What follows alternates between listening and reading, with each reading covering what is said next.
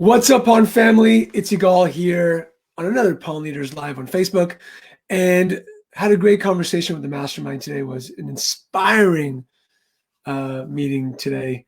I want to talk to you guys about something that I think is super important that many of you might be missing the boat on. And so when it comes to growing your business, many people, many business coaches, consultants talk about, you got to work on your business, not in your business. You got to make sure that you're working on the business and not in the business, right? But today, after some thought, I realized that there's a step before that. And if you're watching, shoot a comment, let me know that you're here. And the step before that is, instead of working on your business, not in your business, you first have to work on you as a leader. Now, let me explain this. If you work in your business, that means that you're not delegating, you're on the front line. You're just overwhelmed and you're putting out fires instead of actually growing the business.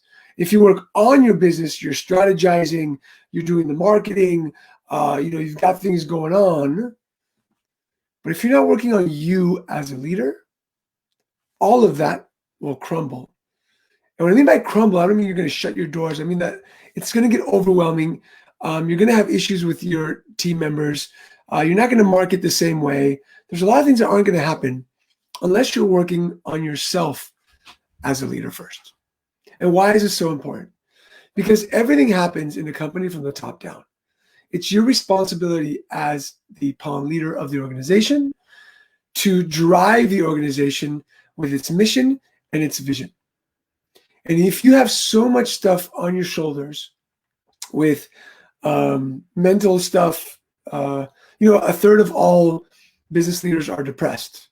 That's a study done by UCSF. And so we've got, I don't know how many people are watching this at the moment, but 1 out of every 3 people watching this have some type of depression. And then 67% of those people mask it with drugs, alcohol, porn, and some type of substance abuse. So the most important thing to remember is if you're going to go into this new environment, this new way of doing business, this new norm that people talk about, you've got to work on you as a leader first and foremost, so that you can lead your team, you can lead your company, you can lead your marketing, you can lead your strategy to where you want it to be. But if you negate the fact that you are the most important piece in this whole thing, then you're not going to have the company that you want. You're not going to have that epic life that we always talk about. You're just going to struggle and be overwhelmed. And the most important thing also is to know that all of us need to work on this. Not just certain people. It doesn't matter if you have 25 stores or 1 store. If you're just starting out, you have to work on your leadership consistently so that it grows consistently. Because as times change, people change, your organization is going to change, your leadership style and development is going to change.